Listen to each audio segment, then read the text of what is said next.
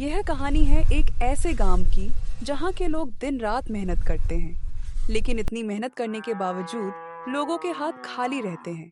जहां पेट की भूख धीरे धीरे दिमाग की भूख बन जाती है, और जब एक बार दिमाग भूखा हो जाए तो इंसान सही गलत का फर्क भूल जाता है।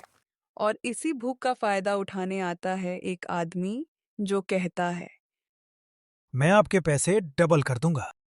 बस यही से शुरू होती है ये कहानी। सुबह का समय था। मुर्गे भगवान को प्रणाम कर रहे हैं। कुछ घरों में खाना बन रहा था। कुछ बच्चे स्कूल जाने की तैयारी कर रहे थे, और राघव अपने घर के सामने लकड़ियां चीर रहा था। तभी उसकी माँ मुन्नी घर के अंदर से आती है और कहती है, राघव, धीरे काट बेटा। अभी कल ही हाथ कटते कटते बचा था। माँ लकड़ी से डर गया तो रोटी कैसे कटेगी। अब तो तेरी बातें भी तेरे पापा जैसी हो गई हैं। तो अच्छा है ना माँ, कम से कम पापा की एक निशानी तो है। राघव की बातों को सुनने के बाद मुन्नी की आंखें भर आती हैं।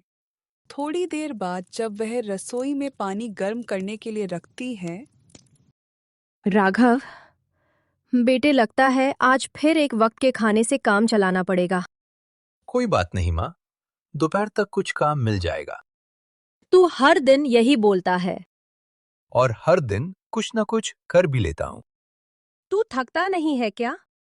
थकता हूँ माँ, पर रुक गया तो घर कैसे चलेगा। इतने में चंदन, जो कि राघव का दोस्त है, उसके घर के सामने आकर कहता है। अरे ओ राघव, चंदन घर में आते वक्त फिसल कर नीचे गिर जाता है। कसम से भाई, आज नीचे गिरा हूं तो कल आसमान पर भी चढ़ूंगा। अबे पहले खड़ा तो हो जा। भाई अब तू ही नीचे बैठ जा, क्यों? क्योंकि आज से तू अमीर बनने वाला है। तो फिर आज कोई सपना देख के आया है? सपना नहीं, स्कीम देख के आया हूं। कौन सी स्कीम बेटे चंदन? पैसा डबल करने वाली स्कीम। और पैसा ट्रिपल कौन करेगा? चंदन थोड़ी देर ऊपर देखता है, फिर कहता है। शायद उसका चाचा।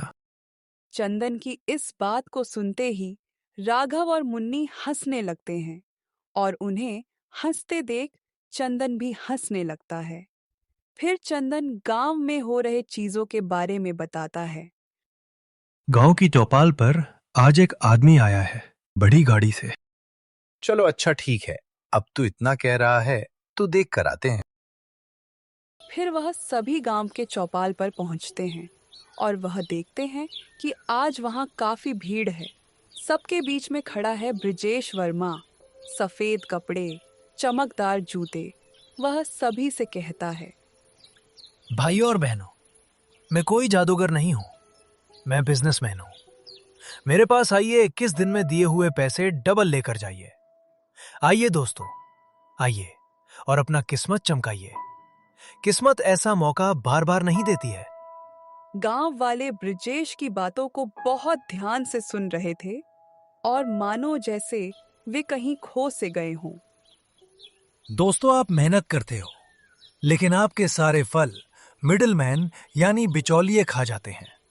मैं उन्हीं बिचौलियों को हटाने आया हूं।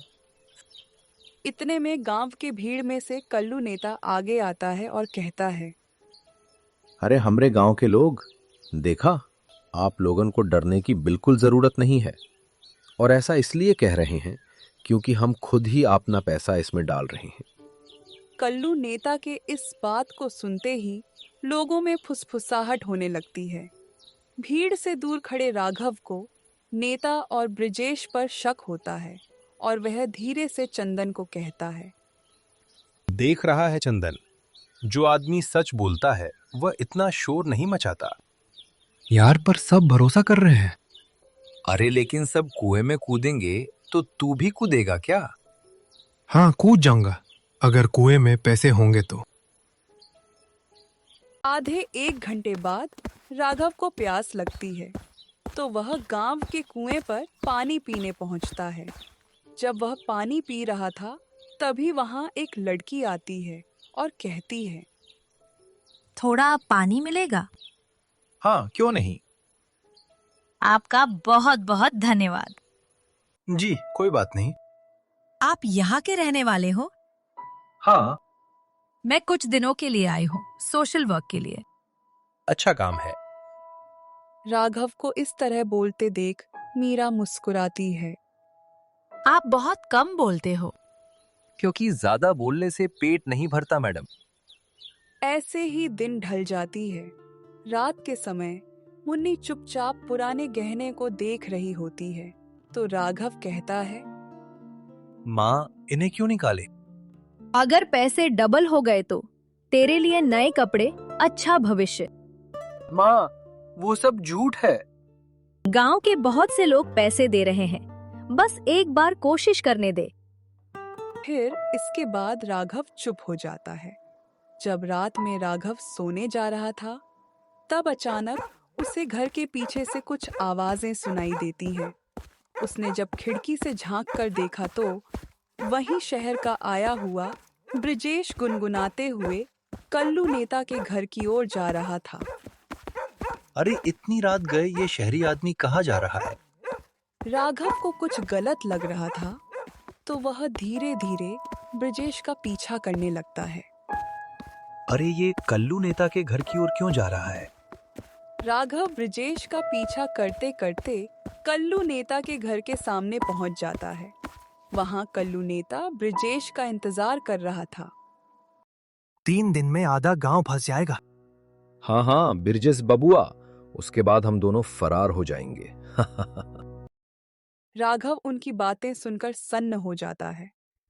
अब वह जान चुका था कि 21 दिन में पैसा डबल करने का सिस्टम कोई स्कीम नहीं बल्कि एक जाल है और अगर उसने कुछ नहीं किया तो उसका गांव बर्बाद हो जाएगा। उस दिन राघव पूरी रात नहीं सो पाया। उसके कानों में वही 2 लाइनें घूम रही थीं। 3 दिन में आधा गांव फंस जाएगा। फिर हम गायब। वह बार बार करवट बदलता रहा। कभी उसे माँ का चेहरा याद आता, कभी चंदन की हंसी। उसे लग रहा था जैसे कोई भारी पत्थर उसके सीने पर रख दिया हो। अगले दिन सुबह में मुन्नी चूल्हे के पास बैठी रोटी बना रही थी। राघव बाहर बैठा जूते पहन रहा था। तभी मुन्नी राघव से कहती है, इतना सुबह सुबह कहाँ जा रहा है? बस ऐसे ही गांव में थोड़ा घूमने जा रहा हूँ। अरे बेटा, नाश्ता तो कर ले। लौट कर लूंगा माँ।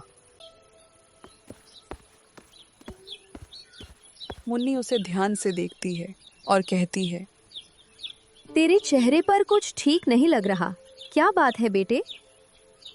सब ठीक है माँ। राघव ऐसा कहकर घर से निकल जाता है लेकिन सब ठीक नहीं था। वह रास्ते में चंदन से मिलता है। भाई, तू कल रात को सोया था कि नहीं? हाँ मैं कल रात नहीं सोया था। मैं तो सपने में अमीर बन गया। अच्छा तो फिर आगे क्या हुआ? अरे यार, फिर सुबह हो गई और नींद खुल गई। फिर वह दोनों हंसने लगते हैं। थोड़ी देर बाद राघव चंदन से पूछता है, देखा, सच बताना, क्या तूने भी वहां पैसे डाले हैं? सोच रहा हूं कि थोड़े बहुत डाल दूं। अगर पैसे डबल हो गए तो तेरे भाई के पास पैसा ही पैसा होगा। चुप कर, कोई जरूरत नहीं है 1 भी रुपए डालने की। अरे पर क्यों? सब डाल रहे हैं भाई। बस मत डाल, थोड़ी अक्ल चला और शांत बैठे रहे। यार तू हमेशा डराता रहता है। देख, आखिरी बार बोल रहा हूँ, मत डाल मतलब मत डाल। राघव की बातों को सुनकर चंदन थोड़ी देर चुप हो जाता है। थोड़ी देर बाद जब वह दोनों गांव की ओर जा रहे होते हैं तभी उन्हें रास्ते में मीरा मिलती है। अरे तुम कैसे हो? मैं ठीक हूँ, तुम कैसी हो? आज बड़े परेशान लग रहे हो, क्या बात है? हाँ थोड़ा परेशान तो हूँ, पर क्या इतना साफ दिखता है? हाँ, पर आप सोचते बहुत हो। और आप? मैं दूसरों को पढ़ने की कोशिश करती हूँ। मीरा की बातों को सुनकर राघव मुस्कुराता है। अगर ऐसी बात है तो पढ़ लो। मीरा 1-2 पल के लिए राघव को देखती है और कहती है, आप अच्छे इंसान लगते हो। ये किस किताब में लिखा है? मेरे अनुभव की किताब में। थोड़ी देर बाद जब राघव घर वापस आता है, तभी वह देखता है कि मुन्नी अपने गहने कपड़े में बांध रही है। राघव दरवाजे पर रुक जाता है और माँ, अचानक राघव की बातों को सुन के मुन्नी घबरा जाती है और कहती है, अरे बेटे, तू कब आया? मैं तो जस्ट अभी आया माँ। मैं बस इन्हें ऐसे ही देख रही थी। राघव सब समझ जाता है और कहता है, माँ, क्या आप पैसे डालने वाली हो? हाँ राघव। लेकिन माँ, मैंने मना किया था ना। और बेटे, मैंने कहा था बस एक बार कोशिश करने दे। लेकिन माँ, अगर कुछ हो गया तो? अरे नहीं, कुछ नहीं होगा। आपको भरोसा है उस आदमी पर? बेटे, मुझे भगवान पे भरोसा है। इसके आगे राघव कुछ नहीं कहता और ऐसे ही दिन ढल जाता है। अगले दिन सुबह गांव में शोर मचता है। शांति बुआ रोती हुई चौपाल पर बैठी है। अरे भगवान, मेरे पैसे वापस दिलवा दो। वो ब्रिजेश कहाँ गया? उसका कुछ पता नहीं चल रहा है। उनको रोते देख लोग इकट्ठा हो जाते हैं। किसी को ब्रिजेश नहीं मिलता। राघव समझ जाता है। तभी मीरा उसके पास आती है। कुछ गड़बड़ है ना? हाँ मीरा, बहुत बड़ी गड़बड़ है। तो राघव, हमें मिलकर कुछ करना चाहिए। राघव उसे देखता है। पहली बार उसे लगता है कि वह अकेला नहीं है। राघव अब लड़ने का मन बना चुका था, लेकिन उसे यह नहीं पता था कि यह लड़ाई उसकी जिंदगी की सबसे खतरनाक लड़ाई बनने वाली है। आज गांव में अजीब सा सन्नाटा फैल गया था। जिस चौपाल पर रोज हंसी मजाक होता था, आज वहां सिर्फ फुसफुसाहट थी। हर आदमी एक ही सवाल पूछ रहा था, अरे वो ब्रिजेश कहाँ गया? लेकिन किसी के पास इस सवाल का जवाब नहीं था। थोड़ी देर बाद जब राघव घर पहुंचा, मुन्नी जमीन पर बैठी थी।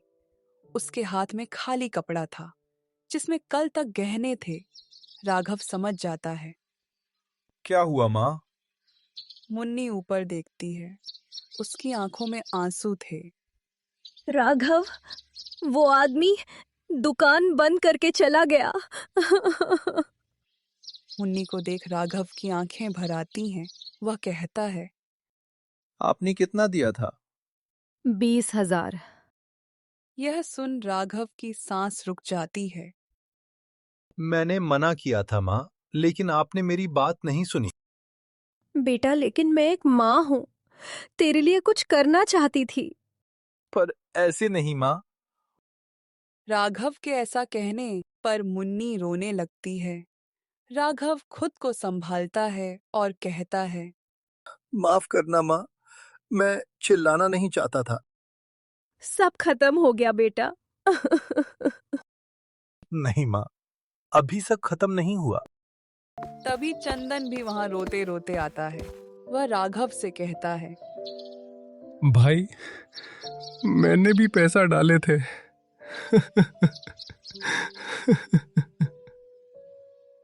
उसकी बात को सुनते ही राघव चौंक जाता है। अरे गधे, मैंने तुझे मना किया था ना। तूने कितने रुपए दिए थे? अरे भाई, मैंने 10,000 दिए थे। राघव सिर पकड़ लेता है। उसे कुछ समझ नहीं आ रहा होता है। तूने सुना नहीं? मैंने मना किया था ना। अरे यार, मैंने सोचा था किस्मत बदल जाएगी। अब किस्मत नहीं, हिम्मत बदलनी पड़ेगी, वरना ये ऐसे ही औरों को भी लूटेंगे। ऐसे ही दोपहर हो जाती है जब वह दोनों मीरा से मिलते हैं।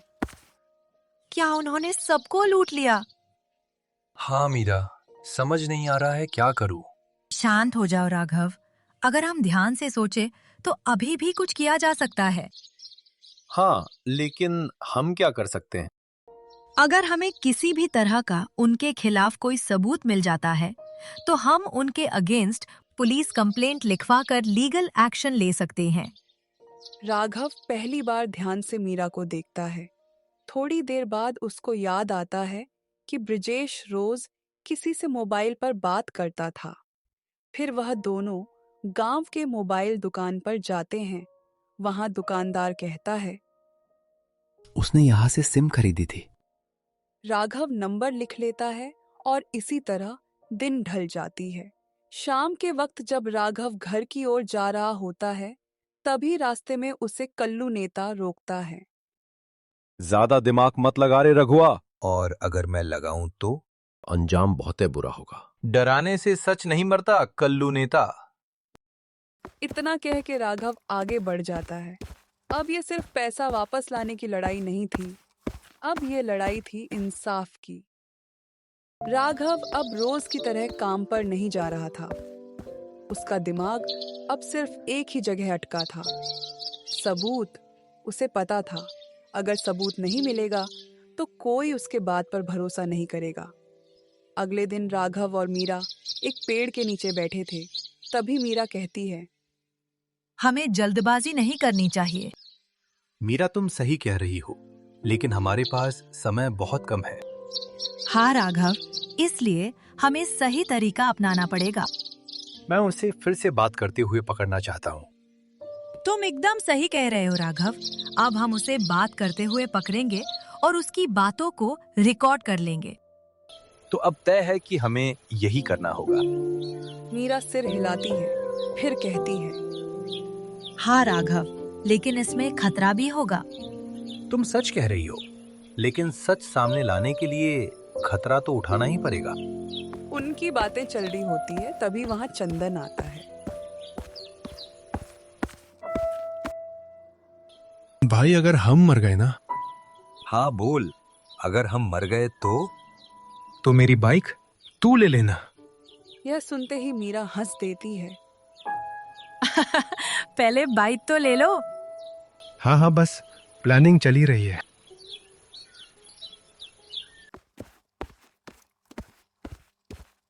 राघव रात को कल्लू नेता के घर के पास छुप जाता है। उसे लगा था कि आज फिर ब्रिजेश वर्मा वहां आएगा, लेकिन जब वह खिड़की से अंदर देखता है तो कल्लू नेता उससे फोन पर बात कर रहा होता है। सब पैसवा पुराने गोडाउन में रखा है, अब आगे क्या करना है? राघव मोबाइल में इन सारी बातों को रिकॉर्ड करता है। उसका दिल जोर जोर से धड़कता है। अचानक कल्लू नेता बाहर निकलता है। राघव डर जाता है और अपनी सांसों को रोक लेता है। नेता आसपास देखता है, फिर वापस अंदर चला जाता है। वैसे ही राघव वहां से भाग जाता है। अगले दिन वह रिकॉर्डिंग मीरा को दिखाता है। मीरा रिकॉर्डिंग देखने के बाद कहती है, राघव, इतना तो काफी है। लगता है अब पुलिस को बुला लेना चाहिए। हाँ, बिल्कुल बुलाना चाहिए। फिर वह दोनों पुलिस स्टेशन जाते हैं। वहां इंस्पेक्टर आकाश वह रिकॉर्डिंग देखता है। अगर ये सच है तो हम कार्रवाई जरूर करेंगे। अगर कार्रवाई नहीं किए तो तुम मुझसे मिलना। ऐसे ही 2-3 दिन बीत जाते हैं। कल्लू नेता गांव में ऐलान करता है कि जो ज्यादा पूछताछ करेगा उसके साथ बुरा होगा। राघव को यह बात पता चलती है और वो समझ जाता है कि अब खतरा बढ़ चुका है। ऐसे ही रात के समय राघव को नींद नहीं आ रही थी। अब उसके पास सबूत था, लेकिन सबूत के साथ साथ डर भी, क्योंकि जब सच बाहर आता है तो सबसे पहले वही लोग मरते हैं जो सच बोलते हैं। बस यही सब सोचते सोचते राघव सो जाता है। अगले दिन मीरा उसके घर आती है। वे कहती हैं, राघव, पुलिस स्टेशन चले? हाँ मीरा, चलो चलते हैं। तुमको डर लग रहा है? डर तो लग रहा है, लेकिन अगर कुछ किया नहीं तो ऐसे लोग हमारे जैसे सीधे साधे लोगों का फायदा उठाते रहेंगे। हाँ, तुम सही कह रहे हो। अगर हम कुछ नहीं करेंगे तो इनका मन और बढ़ जाएगा। थोड़ी देर बाद वह दोनों पुलिस स्टेशन जाते हैं। वहां इंस्पेक्टर आकाश वीडियो रिकॉर्डिंग देखते हैं। अरे बच्चों, ये तो बहुत बड़ा मामला है। तो अब आप हमारी मदद करोगे ना उन दोनों को सबक सिखाने में? अरे बेटा, कानून का काम है मदद करना, और अब तुम्हें टेंशन लेने की बिल्कुल जरूरत नहीं है, क्योंकि अब हमारे पास सबूत है तो हम जरूर कार्रवाई करेंगे। हाँ सर, पर हमें जो भी करना है जल्दी करना होगा। हाँ बेटा, अब हम उन पर नजर रखेंगे। जैसे ही वो दोनों कुछ करने की कोशिश करेंगे, हम उन्हें गिरफ्तार कर लेंगे। उसके 1-2 दिन बाद गांव में खबर फैलती है कि ब्रिजेश गांव में आने वाला है। उसी दिन रात को ब्रिजेश गांव में आता है और सीधे कल्लू नेता के घर जाता है। तुमने कहा था सब शांत है। अरे एक लड़का सब गड़बड़ कर रहा है। क्या नाम है उसका? राघव है उसका नाम। यह सुनते ही ब्रिजेश की आंखें सख्त हो जाती हैं।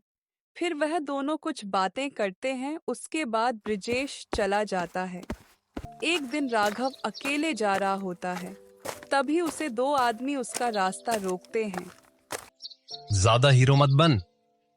अगर बनूं तो संभल के, फिर तेरी माँ को रोना ना पड़ जाए। उनकी बातें सुनकर राघव चुप हो जाता है और वहां से चले जाता है। जब यह बात मीरा को पता चलती है, तुम ठीक हो ना? क्या उन्होंने तुम्हें मारा? हाँ, मैं ठीक हूँ, पर हमें जल्दी कुछ करना होगा।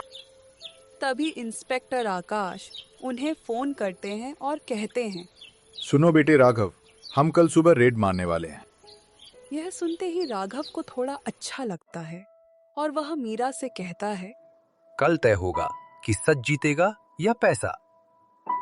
उस रात राघव को ऐसा महसूस हो रहा था जैसे अगली सुबह उसके जीवन की सबसे बड़ी सुबह होगी।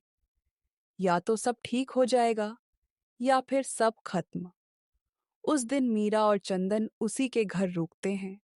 तभी मीरा कहती है, अगर कल कुछ उल्टा हो गया तो? जो होगा सो अच्छा ही होगा। ऐसे ही रात बीत गई। अगले दिन सुबह पुलिस की जीप गांव के बाहर खड़ी है। इंस्पेक्टर आकाश टीम को समझा रहे हैं। टीम, हम सीधा गोडाउन पर चलेंगे, बिना शोर किए। राघव और मीरा दूर खड़े देखते हैं।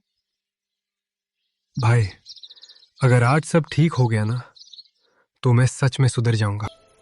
आज चाहे जो भी हो, तुझे सुधरना ही होगा। पुलिस गोडाउन का दरवाजा तोड़ती है। अंदर बोरे, बैग, पेटियां सब रखी हुई थीं। इंस्पेक्टर कहते हैं, यही है गांव वालों का पैसा। गांव वाले यह सब देखकर चौंक जाते हैं। पुलिस को देखते ब्रिजेश भागने की कोशिश करता है। राघव उसे पकड़ लेता है। ब्रिजेश पकड़ लिया जाता है। कल्लू नेता भी भागने लगता है। तभी इंस्पेक्टर कहते हैं, कल्लू नेता, अब खेल खत्म। कल्लू नेता चिल्लाकर कहता है, अरे इंस्पेक्टर, अब तेरा इतना औकात कि तू कल्लू नेता को गिरफ्तार करेगा? अरे तू नेता था, अब आरोपी है। और ज्यादा बोल मत, वरना यही ठोक देंगे।